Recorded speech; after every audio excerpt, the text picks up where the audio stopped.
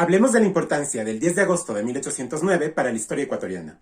Porque pese a que no se trató de un movimiento realmente independentista, es una parte importantísima del proceso que culminó con la expulsión del Imperio Español solo 13 años más tarde. Y es que varias veces en otros videos hemos topado la cronología de cómo sucedieron esos hechos hace más de 2 siglos. Por lo que hoy me gustaría conmemorar esta fecha con un análisis global para que se le entienda dentro de su real contexto. Así que vamos directamente a ello.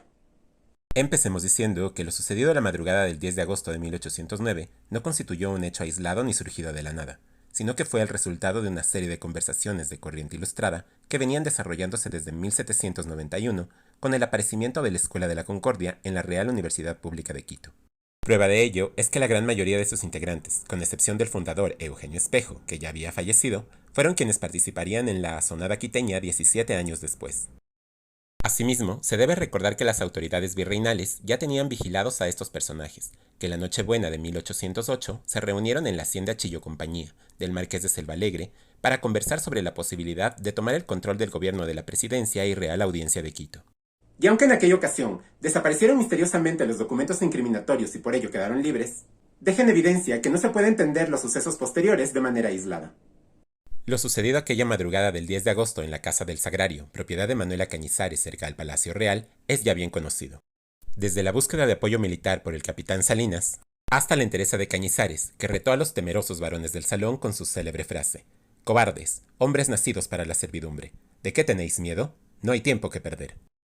El haber enviado al doctor Antonio Ante con el documento de destitución al conde Ruiz de Castilla y tomado el control del gobierno local no fue un hecho único ni exclusivo de la junta formada en Quito, sino que estaba inspirada en las juntas similares que habían aparecido por toda la península ibérica desde mayo de 1808. Estas, igual que la quiteña, rechazaban la ocupación francesa de España y se rebelaban ante los gobiernos que respondían a los intereses de Napoleón, por lo que declararon la fidelidad al depuesto rey Fernando VII. Entonces, en la práctica, resulta que las juntas, tanto en la península como en América, gobernaban en nombre de un rey que no existía, pues él mismo había entregado su corona al emperador francés.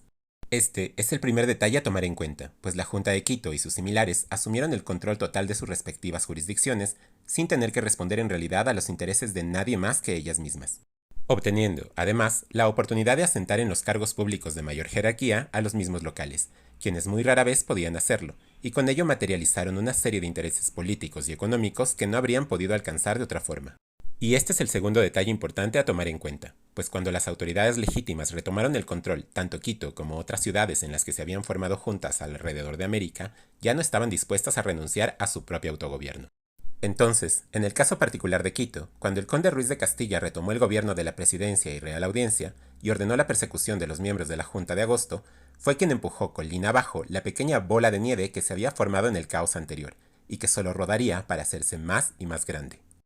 Y es en este punto donde muchos terminan el análisis del suceso, volviéndolo aislado y evidentemente mucho más fácil de manipular para intereses de todo tipo. Pero la verdad, por simple lógica, debería proyectar ese análisis a los sucesos posteriores para poder entenderlo en su real magnitud. Empezando por la masacre del 2 de agosto de 1810, sucedida en Quito un año más tarde, y perpetrada contra quienes habían participado en la Junta de 1809.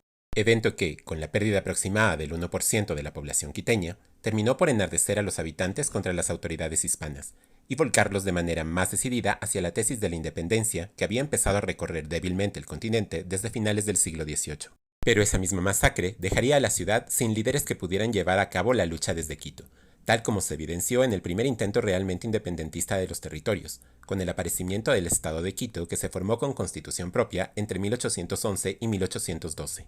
Debiendo después ser Guayaquil la que tome la batuta, para en 1820 declarar efectivamente la independencia de la mayor parte de la costa y luego intentar avanzar sobre la sierra.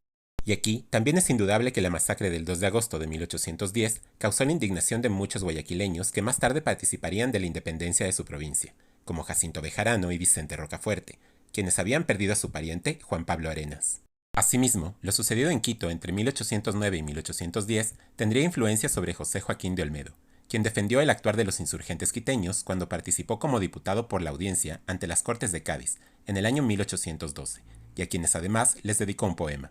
Y ni siquiera hemos hablado de cómo la revolución quiteña se convertiría en parte de los antecedentes del proceso independentista del resto del continente, tal como le expliqué en el video de hace pocos días sobre el 2 de agosto, que puedes mirar para complementar este.